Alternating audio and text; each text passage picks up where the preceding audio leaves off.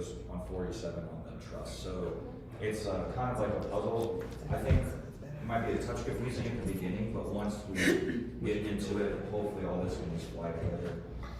There should be nothing, like no cables need to be built. Yeah, all the everything cabling is built, yeah. Even the A stuff is a little bit Just as we're building this truss, this happened and it cost us a little bit of time last year. If you notice the pattern of the support structure on the inside, it has to bridge like this. So if you're building truss, it needs to match the pattern while we bolt it together. Can you go to the end so we can see how it starts? Yeah, so you wouldn't want it to be flipped where it's Right, this way and then this way again. It needs to be like that. So that caused, as we started the flat truss. And So just a bunch of M's. Yeah, M&Ms. or V's. I like V's. I like M's. Prefer V's. Well, that's why we don't get along. Yeah. I'm just kidding. Among other reasons. We don't have time. Do you want to show, can you get a pull up an overhead view? Oh my god. That's impressive. That was really close. I don't think I could do that again. We'll drop into the overhead view so we can show where like racks and stuff are deployed on this. You have time.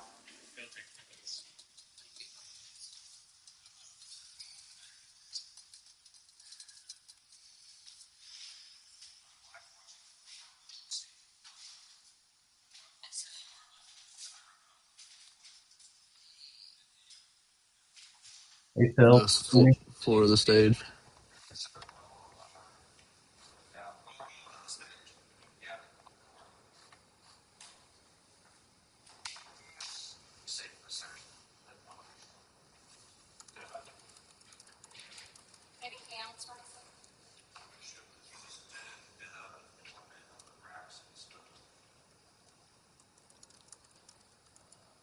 Okay, thank you. Yeah, I'll double check my end, but okay. Yeah, it was defaulting to the internal microphone that doesn't exist.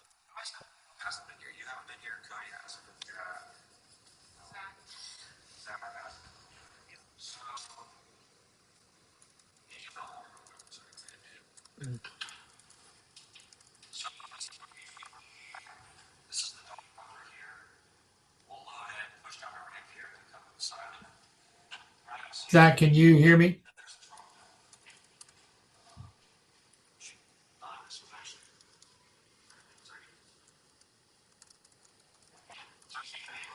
Yes, I Can you see?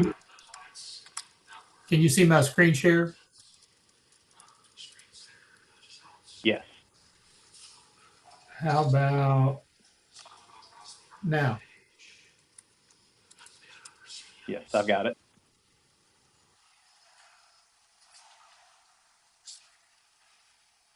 You see the minutes?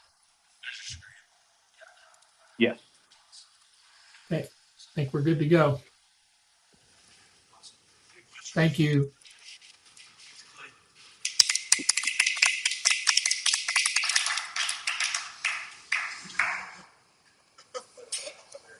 Send me your favorite word. On our training, they'll say for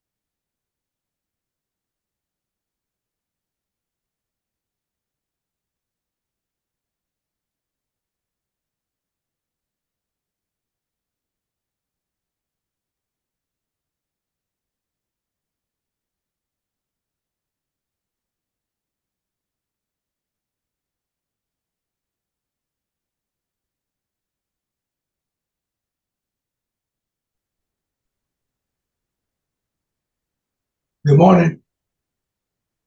Morning, Mayor. How are you, sir? I'm doing the best I couldn't stand it. Glad to hear that.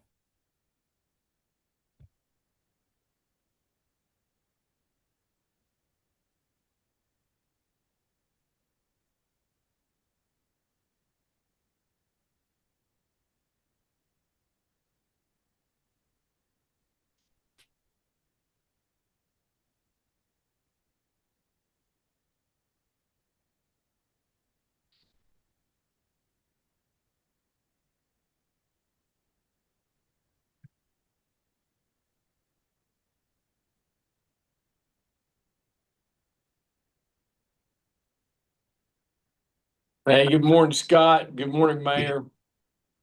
Morning, Judge. Morning, Superintendent. Hey, Morning, good morning, everybody. Well, guys, I apologize for the inconvenience of this. I appreciate your flexibility very much. No problem. Hope everything's okay. Doing much better. Thank you. Good.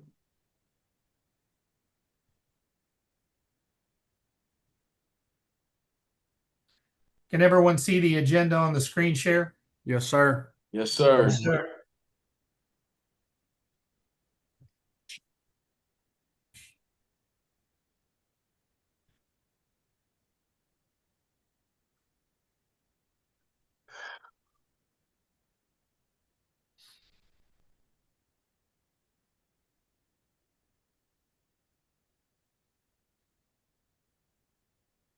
It's 11 a.m. Looks like the gang's all here. So if you all are good, can we call this meeting to order? Sir. Yes, sir. All right. So this is the Georgetown Scott County Revenue Commission business meeting. This is actually a special called meeting, Monday, June 1st, 2025. Call the roll. Let the record reflect that Billy Parker is in attendance, Mayor Jenkins is in attendance, and Joe Pat Covington as well. So with that said, we have a quorum and we can conduct business. Parking lot down there. Yeah. I'm sorry, I had somebody step in my office. So let's get to the first item on the agenda. There's approval of minutes from the last meeting, 4/22/26. Any questions or comments as those minutes were shared via email? Well, there was a typo on that Pam caught. So you'll see there it's item number 8. The fiscal year was listed as 6/3/2027 instead of 6/30/2027. So that is an error we caught that will need to be noted in these minutes. So would there be a motion to amend and accept as amended? Yes, sir. I'll make that motion. I'll We have a- second. We have a motion, we have a second. Any other questions or comments? All those in favor, please say aye. Aye. Any opposed? Motion passes.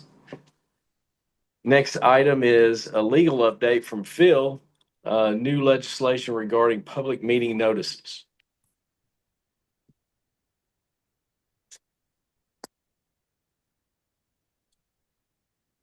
Looks like Phil's screen is frozen there.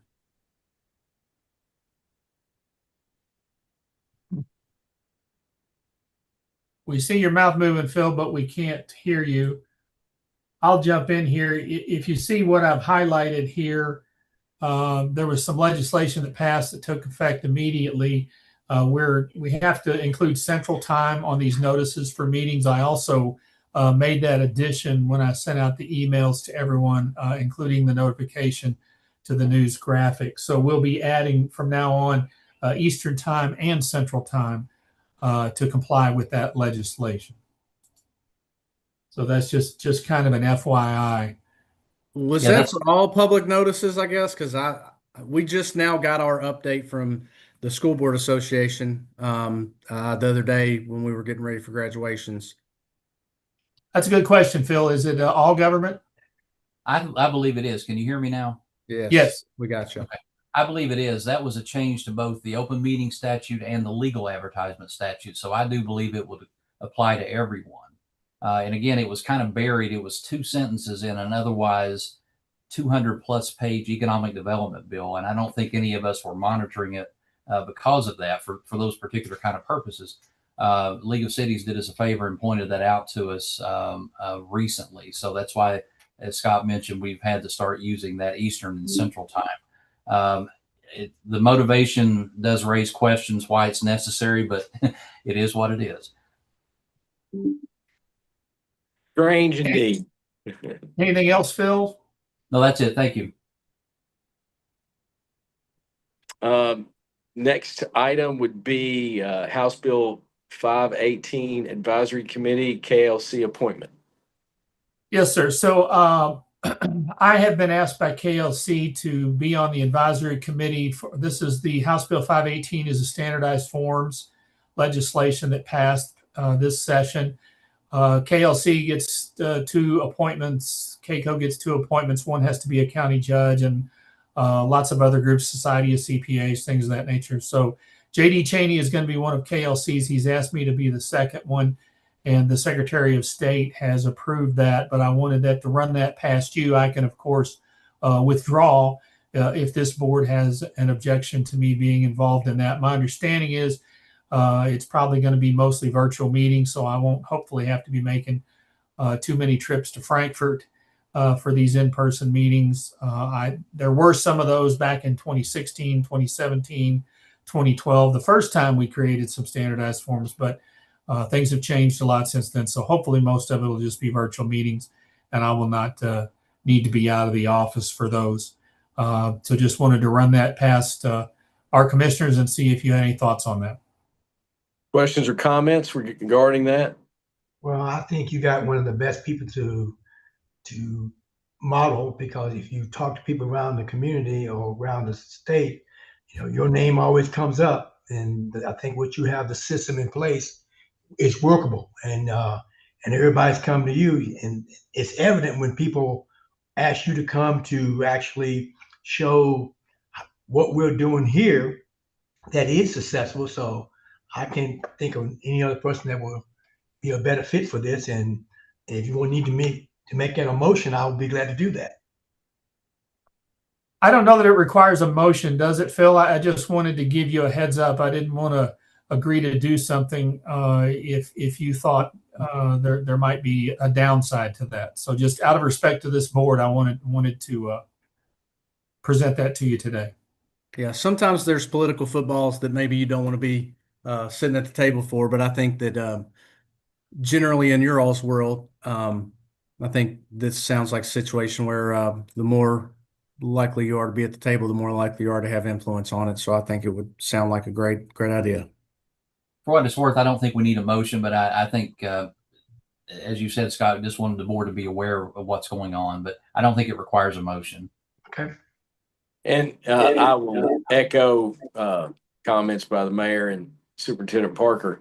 It is good for Georgetown, Scott County to have a seat at the table, to have those at those type of conversations. And no, I support your involvement. Thank you very much. I appreciate your support. Next item would be a tech update, John. Yes, thank you. So last year, our VoIP provider introduced an AI assistant. We've been a little hesitant on trying it out just because with all the AI stuff, you don't really know how it's going to work when it's first introduced. After looking at April, we realized that 2 of our staff members spent over 10 hours on the phone just answering simple general questions like how do I file, how do I renew my license, how do I obtain a form. So we started playing around with this, testing it initially just to see, okay, can we get the AI assistant to handle some of these calls and alleviate some of that? And also in looking at April, we had missed, I believe, 119 phone calls that required a call back. And again, just kind of answering those same questions over and over again. With what they're offering, we're able to actually program it to answer various questions based on the taxpayer's questions, prompts, and then we can kind of steer them either towards the website, answer them directly as far as what they would need to do, or connect them directly with the staff member that's more familiar with their account if needed. The cost on this, I believe, was $115 a month. You can cancel at any point. So right now we're just kind of doing a trial run to see how it works, see if we get any kind of positive or negative feedback from the taxpayers, and see if we can't cut down on some of those calls and the amount of time spent where taxpayers are having to struggle to get a hold of us. Maybe give them a more quick and direct answer through this. Yeah, one of the things I liked about this option that we were exploring is that if at any point, because everybody has different levels of comfort with technology, and a lot of people, don't like to talk to the chat bots and things of that nature, especially when they figure that out. So there's an option here at any point, John, correct me if I'm wrong, where they can just say, talk to a live person. So we put in several prompts where. Yeah, we're trying to balance. So if they say representative or anything like that, it'll just take them straight to somebody within our office. Yeah, I mean, we wanted to still have that option. If that's they really feel like they need to talk to someone, we always want them to have that option. But we do want to try to mitigate a lot of these missed calls that happen just due to the sheer volume that we experienced in April. Very good. I like the option. I mean, I've had a few experiences myself where I had a very nuanced question and I couldn't find a way to get to a representative. And I think that's important. Yep. So I like that. Very good. Any other comments or questions? We'll go to number 7. Yes, we'll talk about this a little bit in the budget. We have had for several years approval from this board to hire an additional tax compliance analyst, but we've hesitated to do that as we work through some of our technological upgrades and our modernization. We kept reassessing. Well, do we need another person now that we've been able to leverage the technology? But at the same time, what has also happened is the tremendous growth in the number of accounts that we have. You all see that. That's something I report to you every month, where I think the last 4 or 5 years consistently over 1,000 new accounts every year adding to it. So we think now is the time, now that we're more settled up, we're with the KCGC and the 13 layers technology and KLC in terms of the online filing options. So we think we've hit the time when that's going to be the case. When Stacy puts together the numbers, this position's been in the position. This position has been in the budget for several years as an unfilled position. So it's not going to require adding it to the budget. It's already in there. It's been in there, but just wanted to let you know that we're looking at going ahead and posting that position sometime within the next 30 to 60 days. Any questions on that? No questions from me. Not fair. No. Item number 8. Penalty and interest abatement requests. Let me get this open here, hopefully. There we go. We have 4. They're all approvals this month. First one, taxpayer A is requesting an abatement of $50 in late payment penalties for net profit tax year 24. All tax liability for the affected tax year has been paid in full. In the taxpayer's written narrative, they state they were in an automobile accident that resulted in a head injury and subsequent seizures and hospital stays. Taxpayers also experiencing memory issues as a result of their injuries. Per our policy, this does qualify for reasonable cause for abatement due to serious injury and serious health issues. Our staff recommendation is to approve this abatement request in the amount of $50. Questions or comments? Would there be a motion to approve with the staff recommendation? So moved. Second. Motion is second. Any other questions or comments? All those in favor, please say aye. Aye. Any opposed? Motion passes. All right, taxpayer B, and also I failed to note this here. The city-county splits are over here on the right. They're bolded. Those numbers are bolded just for your information. Taxpayer B, this taxpayer is requesting abatement of $150 in net profit tax penalties for tax years 24 and 23. All tax liability for the affected tax years has been paid in full. The taxpayer's written narrative states that they had multiple health issues in the past few years, resulting in numerous surgeries and hospitalizations. Per Revenue Commission policy, this also qualifies for reasonable cause due to serious injury and health issues. Our recommendation is to approve this request in the amount of $150. Questions or comments? Would there be a motion to approve the staff recommendation? So moved. Motion, second. Any other questions or comments? All those in favor, please say aye. Aye. Any opposed? Motion passes. That leads us to taxpayer C. Taxpayer C is requesting abatement of $2,580.42 in net profit tax, late filing, and late payment penalties and interest for tax years 2018 to 2020. That's why the amount is so large. All tax liability for the affected tax years has been paid in full. In the written narrative, the taxpayer states they are a specialty contractor that was sold in 2021 after a long and protracted sale process. During the lengthy sale process, tax filings were overlooked. They further state that the firm is no longer operating. After the business ceased operations, a lawsuit was filed by multiple parties and a $500,000 settlement was reached. After the settlement of the lawsuit, the business account was closed. Due to the facts that the business is now closed, was located out of state, and appears to have no assets, and in consideration of the hazards and costs of litigation, in addition to doubts as to collectability, our recommendation is to approve this abatement request in the amount of $2,580.42. Questions or comments? Make a motion. Motion from Mayor Jenkins. And I'll second that motion to approve. Second. Any other questions or comments? All those in favor, please say aye. Aye. Any opposed? Motion passes. Then lastly was taxpayer D. Yes, this taxpayer is requesting abatement of $328.83 in late filing and late payment penalties and interest for net profit tax years 23 and 24. All tax liability for the affected tax years has been paid in full.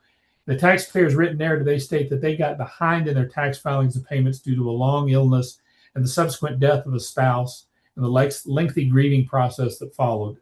It was an extremely difficult time for the surviving spouse and her children.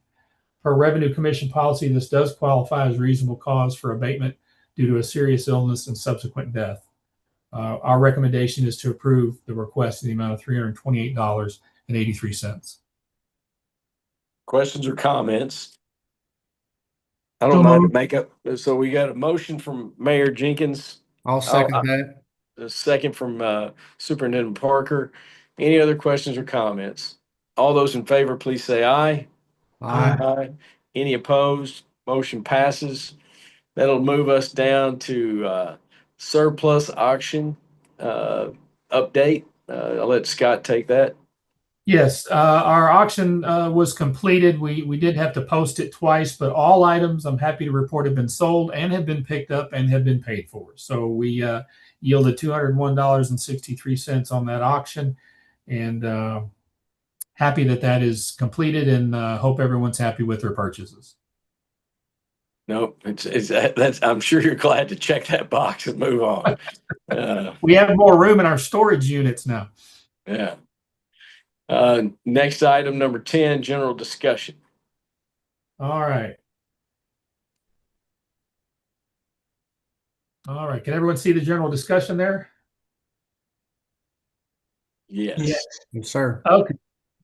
All right. So there are no new projects for April reported in the Cabinet for Economic Development report.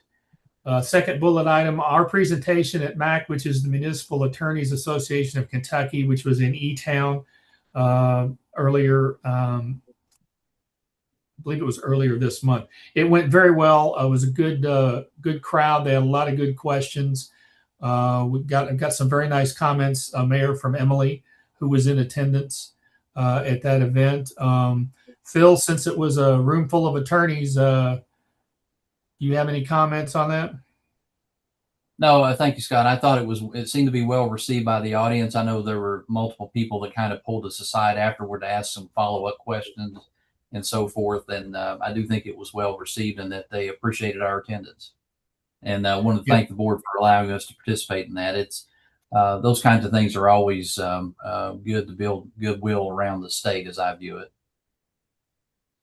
Yes, and I'll also add that John and Phil did an excellent job. We all three presented together on that. Each took a little piece, which made it a lot easier. But like I said, a good audience, a lot of good questions, and they were very, very interested in what we had to say. So that's just a thank you again for allowing us to take part in that. No, glad to hear it went well, and we'll say again, it's always good to be active in those associations, and appreciate your all's efforts. Any other comments there? No. All right. Bullet point number 3 is also a thank you to the board. Our Cola Spring seminar was in Frankfurt last month. In May, it went very well. It was very informative. A lot of talk about House Bill 518, as you can imagine, but also some outstanding training for folks, either as a refresher or for some of our newer people. It went very well. Capacity crowd, which that hadn't happened in a while, so that was very good. So again, it's close. Just a little bit of mileage reimbursement, no cost to attend. So it's a great opportunity for our entire team to go and get essentially some free training, full day's worth of free training. And thank you again for allowing us to close the office and take advantage of that resource. KJRA, there are no payments. We're still in the 2-month inducement cap period on that, so nothing to report there. Individual compliance efforts for April. I'm pretty sure you're going to like this one. $268,000 is what we collected. That may be a 1-month record. I'm not sure. You can see there, Phil, 14,000. 68% of that was net profit. Tammy Cool, our senior auditor, she was the one with the big numbers this month. 173,000. 78% of that's payroll. Michelle Disney, 49,000, 74% of that was payroll. And Denny Rice, 32,000, 58% of that was net profit. And I will tell you, out of that 173,000 that Tammy collected, 134,000 was school board payroll tax. So while there were collections across all jurisdictions, we did want to note that was a big collection in the month of April on behalf of the school board. So any comments or questions about that? Cool for the school. Cool for the school. Double meaning there. Oh, that's not where I wanted to go.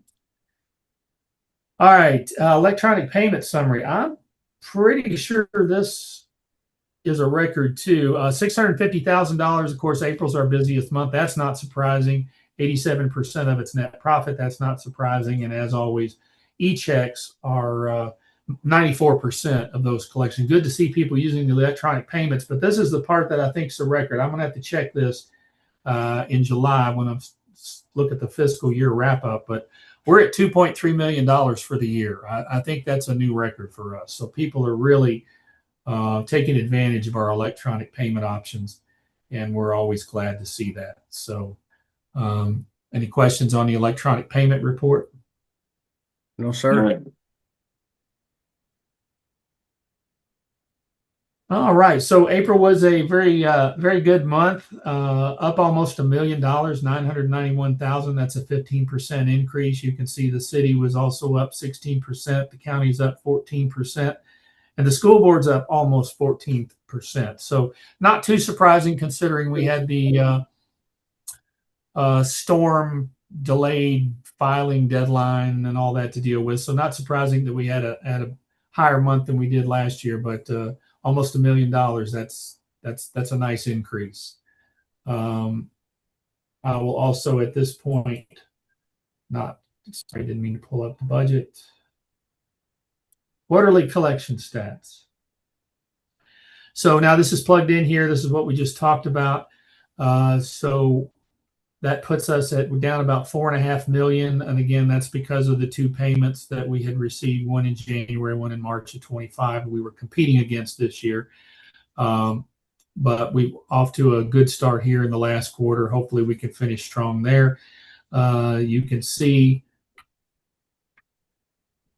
here for the city, our collections were down about 1.8 million compared to last year. The county's 1.5 million, school board's 1.2. And then the bottom line here is your distribution payments. This is what we actually paid you out of those collections. Again, city down about 1.8 million, county 1.5, and 1.2 for the school board. So any questions on our quarterly stats as we head towards the home stretch here for this fiscal year? No questions. Done.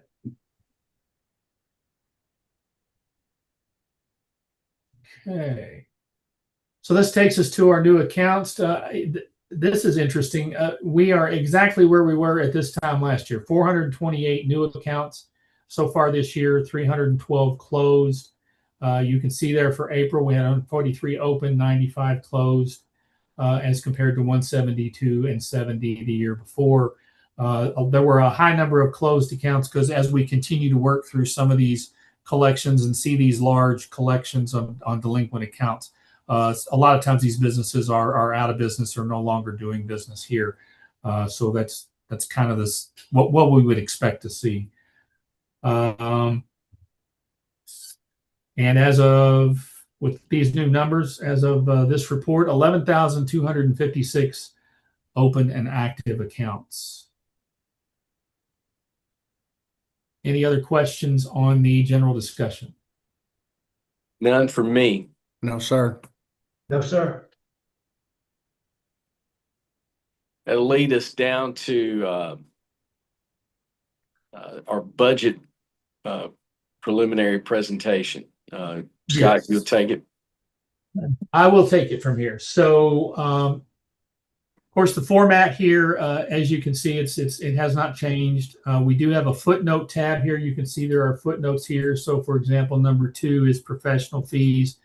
So, if you want to look at the detail on this, this is our audit, our annual audit, and our QuickBooks Advisor and our bank reconciliation. The QuickBooks Advisor and Bank Recon are still Blue and Company out of Lexington. They do a good job for us. So that's what all of those numbers mean. I'm just going to hit the high points here, tell you about increases and decreases that I think merit some discussion. Of course, our biggest expense here is always the payroll and the associated benefits. So we'll talk about the COLA here in a minute. This line item here is temporary help. Robert Half has increased for our senior accountant. Every year they increase to their increasing costs. So that went up again about $47,000 over the year for 26. This item here, risk management, went down significantly. That's because in last fiscal year we had to purchase a new camera system, electronic system. So we do not have that. So we're back down in the $1,700, $1,800 a month range, which is our normal monitoring. We did add one additional expense, $110 for some one-time first responder training, which Georgetown Scott County EMS graciously allows us to participate in. It's real good training, and we have 6 people now trained up on that, including AED. Line item 4 here, software licenses. We've pretty much seen significant increases on all of our software licenses pretty much across the board. That's why that increased. Our Go-To Connect, our VoIP provider, decreased a little bit. We kind of see that with Verizon and a lot of these telecom companies. You know, one month it's up, 1 month it's down, but overall it decreased for us quite a bit this past year. Next item here is no surprise to anybody, increased postage costs. In fact, Pam just sent me an email week before last. It's going up again, I think July 12th or 15th. The first class stamp is going to be 82 cents, I think now. Kind of hard to believe, but not surprising. Our post office box rent fee goes up a few dollars every year. This is an error on my part, this line item here on equipment rental and maintenance on this. I dropped a digit apparently last year when I did the budget and the mid-year. I apologize for that. You can see it's still down, but the $8,000 range, 8,500, 8,600 is where it should have been. So that was an anomaly. That's 100% my fault, and I apologize for that. Next line item here are under maintenance agreements is our shred fees. Our shredded fees have gone up. That's due to the increase. Why that increased.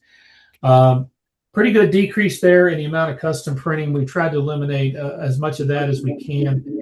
We're printing a lot of our own envelopes and things of that nature to save money just because it had gotten so high. Books and subscriptions dropped a little bit for this fiscal year. That's good. And our filing fees, we had paid a little bit more, I think, due to some address changes and some changes in how we file with the Secretary of State. So I think that'll pretty much be $15 a year moving forward. And equipment here. We are going to need some equipment purchases this year, but significantly less than the prior fiscal year. Of course, our rent increase, you approved our new 5-year lease a few months back. I've got these in red. That is incorrect. Those are staying the same. COLA will be in Shelbyville this year, and KLC's summer board meeting this month and the annual fall conference are both going to be in Owensboro. So those costs will stay pretty much the same. Big one here we don't know about, just kind of like the COLA. We are still waiting on a cybersecurity quote. That has stayed the same or only gone up marginally over the past few years. As I mentioned in the email that I sent out, we're waiting on the quote from them what our cyber risk policy is going to be. It went up a little bit with some of the other policies, but that's the only one we don't know about yet. Big decrease here. The offsite storage was canceled. We closed that when we got rid of all of our filing cabinets, so we realized significant savings there. That was over $330 a month. Our maintenance cost through Enterprise dropped a little bit on our fleet vehicle. Of course, no shock to anybody. Fuel prices are going up, so that's going up. We're going to increase that as well. Hopefully that won't last much longer. And the other, the insurance policy for auto, I guess that went up a little bit this year as well. Premium increase there. So that's all the notable items there. Any questions on any of those specific costs before we get into the COLA? None from me. Appreciate the detail. Absolutely. All right. So based on published news reports, it looks like the city this year is looking at a 3.7% increase. I think, as Stacy explained it to me, Mayor, that's a 2.7% COLA and then 1% to help offset the health insurance contribution, the change in CERS non-hazardous. That is correct. That is correct. Okay. And then I saw a report, I think the school board has announced a 3%. Superintendent Parker, is that correct? That's correct. Yep. A minimum of 3. Most everywhere is a 3. A couple of very targeted positions are a little more than 3, but again, it's based on market needs. Okay. And then a judge, I haven't seen, maybe it's out there and I've just missed it. I apologize, but I don't know what. We had a first reading on Thursday, and ours is 3.75. It's the same situation as the city. You know, we were right there at 2.75, but did the additional 1% to offset that retirement contribution. Just the same thing. So that is our status with the county. Okay. So then the question becomes what you want to do for the Revenue Commission, given all of those numbers. This is where we are right now. Again, this ties back to this number here, which was in the last budget that was approved. That's that exact number. So this is where we are. Once you decide what that's going to be, I will send this to Stacy. She will calculate what the new numbers are. And then next month, or this month, since it's June 1st, on the 24th, when we meet again for our regularly scheduled meeting, hopefully I'll have the cybersecurity quote by then, and I will have the numbers based on what COLA you choose for the Revenue Commission moving forward. Any Revenue Commission member have any requests for data related to any specific recommendation? I'd be open to any suggestions.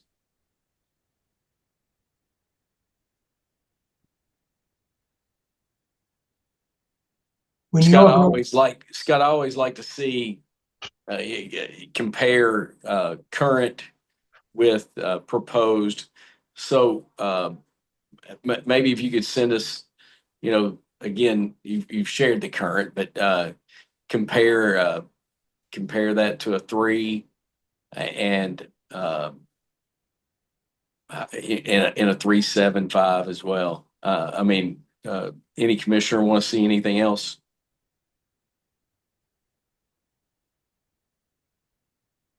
So you usually fall within somewhere between that perimeter of 3 to 3.75. So somewhere along the middle, probably. If Mayor, would you like to see the impact of a 3.5 as well? So like a 3, a 3.5, and a 3.75. Is that what you're?